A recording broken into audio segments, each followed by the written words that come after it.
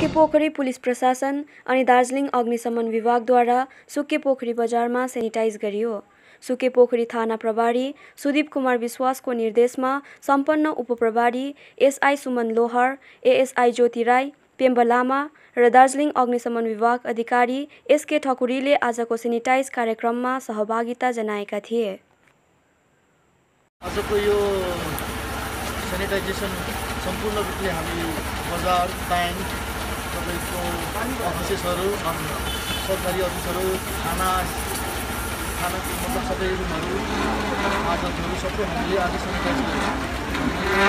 Sanitization हाम्रो पश्चिम बङ्गाल सरकार फायर डिपार्टमेन्टको सहयोग लिएर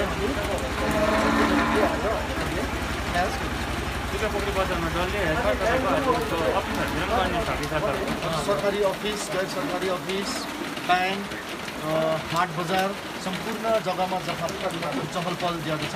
यहाँनिर हामीले यो आजको कार्यक्रम गरेको छौँ।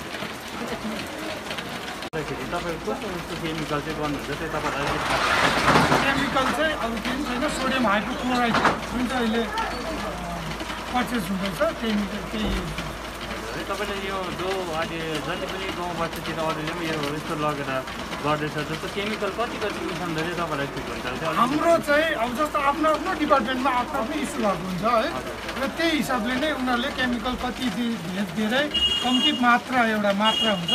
हाम्रो चाहिँ 1:100 हामी 1 लिटरमा 100 लिटर हुन्छ। आज चाहिँ तपाईँको कति लिटर सेनिटाइजर टोटल सुगा बजार टोटल हामीले 300 लिटरको चाहिँ केमिकल मिक्स गरेर लिएर आएको।